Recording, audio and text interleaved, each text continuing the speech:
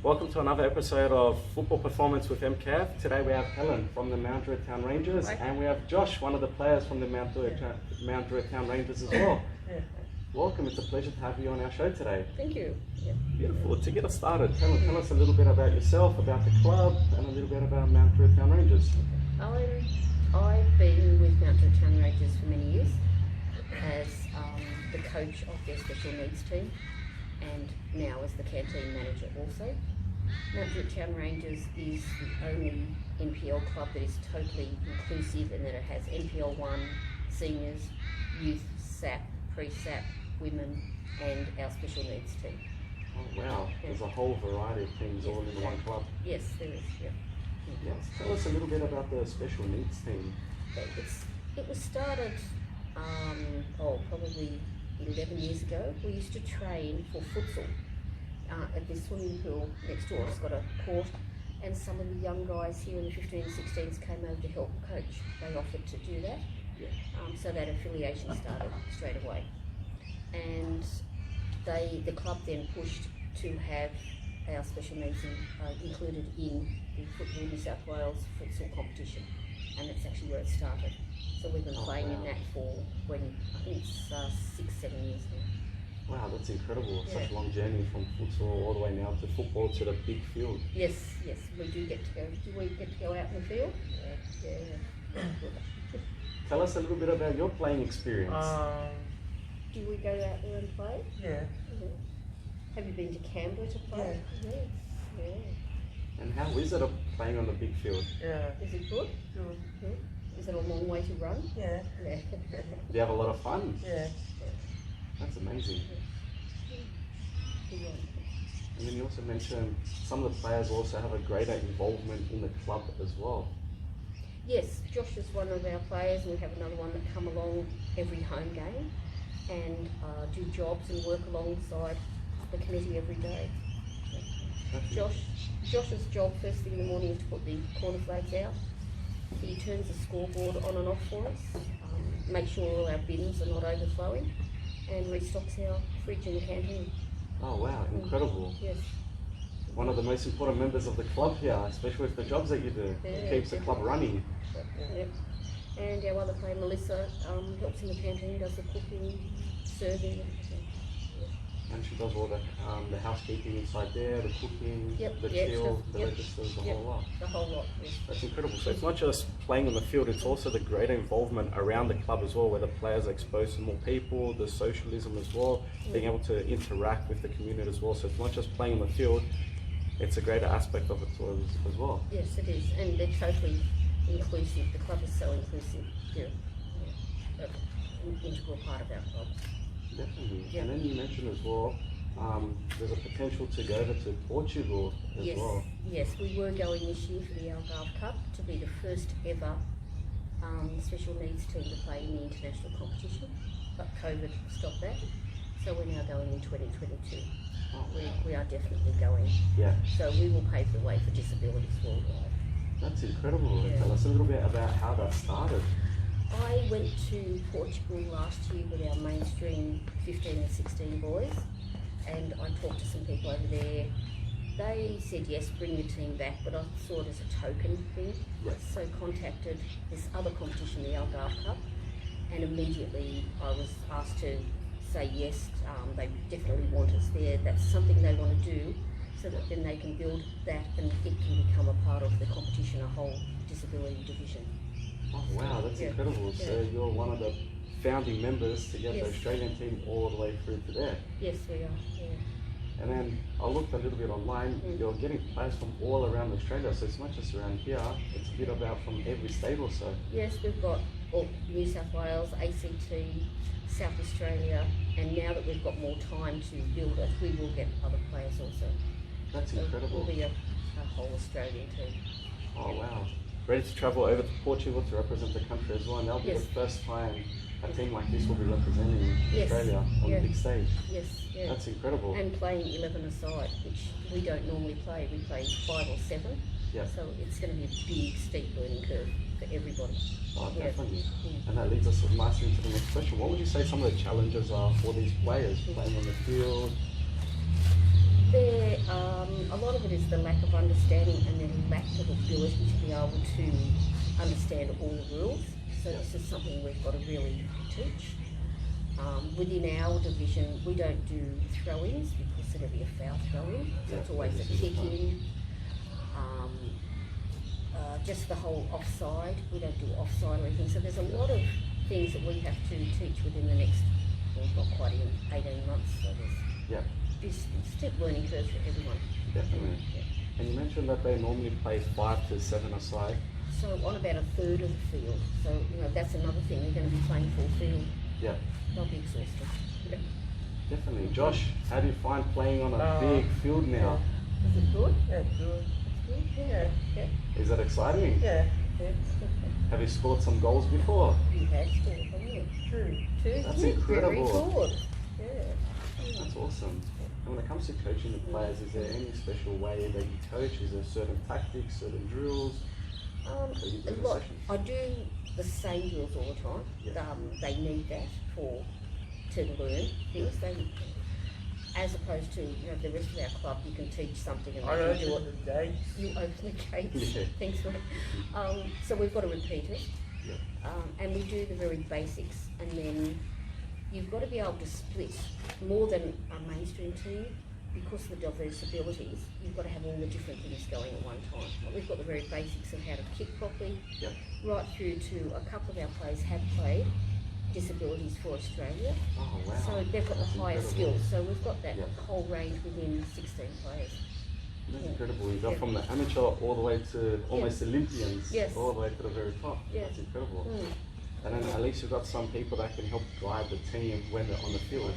Yes, yeah, we've got a lot of, you know, we don't have one captain as such. We have a few that Yeah. can just, you know, guide along and help. Yeah. That's incredible. Yeah. That's awesome. And then as well, if there's any players with special needs that are looking at getting into football, would you have any tips, any tricks, anything to help them ease into football? To just find a local club or association that has a disability or special needs, as they call it, team, and just contact them and join in.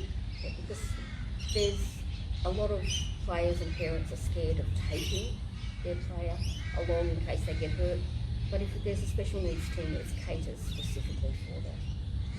Definitely. So the message out there, anyone that's looking to join or play football, it's not just reserved for the able bodies. It's literally open to everyone. So everyone can come out, kick a ball, have fun, have a laugh. The levels, as just like was spoken about, we've got from amateur to all the way to professional. And there's opportunities to be able to go overseas and expand the skill ranges, expand the competitions, and to represent as well. Yes.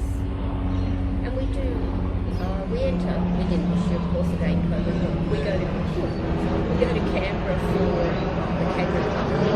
We play the match for 8 years. We do play futsal, and then with that they can go to nationals. And every 4 years selection for the global games, which is for disabilities. We hosted in Brisbane last year. So that will be somewhere else in 3 years' time. Definitely. So there's definitely stepping stones for any player to make it to that high level as well. So it's Yes. not just reserved for some players. It's literally open to everyone to be able to make it to that high level. Yes, we don't, even if very, very low ability, we do not exclude. Everybody gets a go, regardless of ability. I love that. Everyone gets a go. There's no exclusions. And that's the beauty about sport and football in general. It's such an inclusive sport. Yes, yes. And now the club is also an MPL, like what you mentioned. Yes. Tell us a little bit about the other teams in the club as well. Okay, well, the MPL, we've got the first and reserve grade. They didn't make the semis, but our youth league, which is 13, 14, 15, 16 and 18s, are all doing very well. And they've still got 2 games for this season. SAP and pre-SAP, which is for the 7, 8, 9, 10, 11 and 12. There's no scores kept for that, but they've all done extremely well this year. And that's a great, because that's the stepping stones to come up to youth league. And we're in the top tier of youth league also. And then we've got the women, there's 3 age groups. And because we don't have seniors in the competition, they play in the local competition. And the under-20s won the grand final last Sunday. Congratulations, that's incredible. Yeah.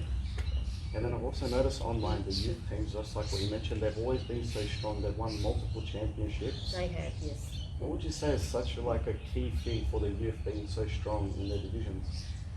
The club always looks at who we've got and develops the players from the young age group. So the natural progression is there.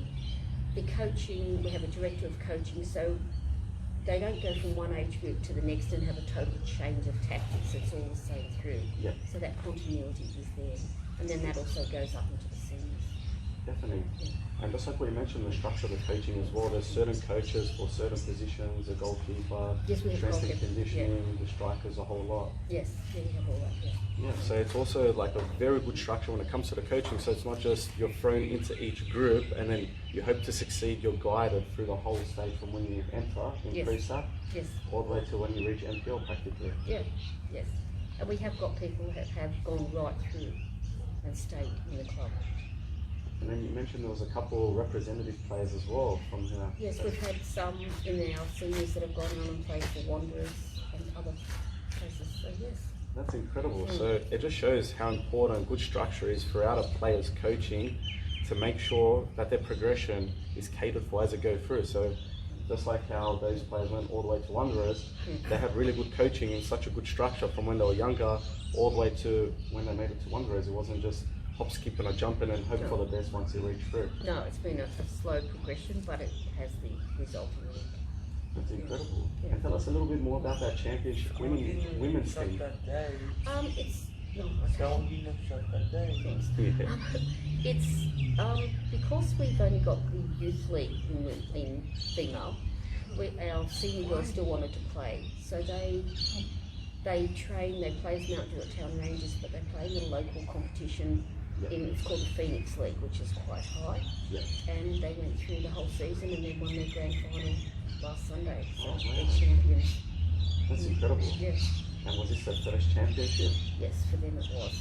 How amazing is that? Yeah. First one, even during COVID, with all these stop starts and everything, the women were still able to pull through Yes, and get yeah. that win. Yeah. And that's a very strong, the women are very strong.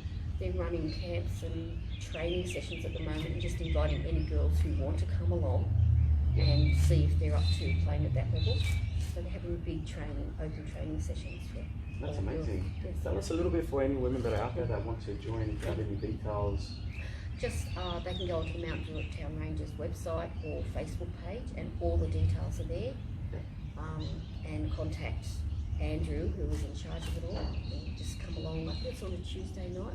And they're running it for quite a while for the Awesome. development of females. So there you go. There's no excuses now for the women not to be able to join in. So for any more details, go to the Mount Druitt Town Rangers website. Andrew, what's his name? Andrew is Yep. his name, yes. And it's most of the time Tuesday nights. Yes. So will it be hosted here? It is hosted, yes, on our Yep, field. just awesome. down, yes. So if you're just here at the Pandera Park, Mm. and then feel free to come down. Any tips for the ladies, any tricks, anything that you can help inspire them to get the first move before they come down? Just the interest and the desire to want to play. Yeah. And come down and join in with girls that have been playing for ages and see That's what you incredible. can do. And that adds to the inclusivism of the football as well. So it's not just one team. We've got such a variety of teams, such a variety Yes. of players and everyone involved as Yeah, well. yes. How has football changed since you started football way back Oh. when? Very different. When I first started coaching, I had 6 and 7s, which we played on the little mini field. And back in those days, once you got to 8, you went on to the full-size field. So Yeah. from playing 5-a-side, you went to 11-a-side and had to learn the same as we have to teach these guys. It was really... Definitely, especially Yeah. I remember those days even Yeah. from when I was younger. You're about this big, but the goal's all the way this. Yep. You just kick it a little bit higher and it'll just go straight in every single time. Yeah, they didn't have that modified. You had mini and full field. There was none of the modified. There was in the middle. nothing in between like No. what they have now. No, and full competition for 8-year-olds. Yeah. Yeah. That's it's such different times from now. Hey, Yeah, now it we've got is. the modified field that helps players Mm. not just exhausting themselves running up and down almost 100-meter field. Mm. They feel like the proper field. Yes. Yeah. It's much better the progression through now, and not keeping scores, so they're actually developing the skills rather than looking for that result the whole time. Definitely, where it's not just all about winning, it's about developing the actual skill set that's going to allow the player to transition Yes. through. Yeah, and they can develop far better because they don't have that, oh, we've got to win the whole time. Yeah, and I think that also adds into why the Mount Druitt's youth teams have been performing so well, which is the way that even those sort of fields and the transition between small field to big field, the transition through, it's so important, that structure where it's not just about winning, you're developing the skill set that allows you to go onto that big field to perform when it comes to the MPL stages and all that sort of stuff. Definitely, yeah. For any of the male players now, in your coaching experience, Yeah. what makes a good player? The ability to listen Yep. is a big thing. The desire to want to play, and to be able to adapt to anywhere, not be set, I'm only a striker, I'm only a flanker, to be Yep. able to have both the attacking and defending as part of their play. Definitely, and I think that also applies to the females as well. I shouldn't just Oh yes, exclude the whole, females, yes, it's yeah, the whole everybody, thing, yes, yeah. Definitely. And then in terms of specific traits, I think attitude might be the biggest one that helps a player transition, or that's to the biggest one. Hey. Yes, attitude. You do need athleticism Yep. and definitely some speed. Yeah. Definitely. And then what I've noticed as well, as football's progressed in Australia, Australians are getting a lot more physically fit, how would I say it, stronger as well on the ball. So Yes. there's a lot more physicality involved. So definitely that speed is going to play a big factor, Yeah. because everyone's just fit on the field. If they're not fit, everyone's going to run rings around That's as well. right. Yes. But I think also, as well, with the structured coaching, you have technical coaches that help the players develop the ball skills, and there's intricate sort of skill movements as well on the field as well. Yes, yeah, and that's all part of it. And then also, when you're learning that at training, you've got to be able to transfer that into the game, Yep. rather than just sort of stand around and muck around with the ball. You've got to be able to put it into the whole match play. Definitely. So it's the game intelligence as well as combining with the physical fitness with the ball skills and everything else in between as well. Yes, yeah. Awesome. And then you mentioned as well there was some development happening to the stadium here as well. So Yes, there's a big development happening with a new clubhouse, whole thing, a new field, and it's a joint venture between the council and Rangers, and hopefully it will happen sooner rather than later. that's incredible. So we have a new grandstand, Yes, yeah, new grandstand, new field. That's incredible. yes, it'll be wonderful. Any final tips or suggestions for players looking that are sitting on the couch thinking of getting into football? Well, yeah, and if you want to aspire to play at a higher level, you get onto the Football New South Wales website, and it's got all the trial information for next season. Trials will happen within the next month. As soon as this season finishes, Yep. we have 1 week break and go into trials for next year. So just have faith in yourself, go along and try. Definitely, I think that's the biggest thing that comes down to playing football, which is that confidence in your ability. Because if you almost, I call it limping onto the field, a coach or a scout or a selector will be able to see that and instantly go, okay, this player's not confident in his ability, Yes. and they'll pick you over. You might be the best player on the field, they'll pick someone else over you because they see that player's more confident in himself than yourself. Yes. Yeah. You've got to go out there like you've already made the team. Definitely, and I think that's the biggest one for me as well when it comes to personal experience. Going when I was younger, trialing for MPL clubs, just walking there, not really having confidence, faith in myself. I could have been the best player, but because I held myself almost like a sort of weakness, coaches can sense that and they don't want a player like that on the field where it almost becomes a liability. Yeah, it does. Whereas just be confident in yourself, train hard, almost every single day, eat a good diet, make sure you do focus on the small skills as well, those ball skills, communication as well. Communication is a big thing, yes. A lot of players don't like to talk on the field, and I was a culprit of it when I was younger. You just run up and down. Yep, and not say anything. Yeah. So I think that sums it up nicely. So make sure confidence, train hard. Coaches will be watching at all times, so make sure you don't slack off anytime you're playing, because there will be people watching. There will be. There's always people at games watching. And that's how one of your players got scouted to Wanderers as well. Yes, So yeah. it feels off his game that one day wouldn't have got scouted, wouldn't have made it. Yeah. Awesome. Any closing thoughts? No, that's Yeah, that's awesome. Yeah. Josh, did you want to finish off with a couple sentences? You say anything? You don't have Yeah. to. Helen, Yeah. thank you so much for Oh, being on the thank you. show. Really Thank you. appreciate it. Thank you. Josh, thank you so Thank much. you. Thank you. Have a great day. Yeah.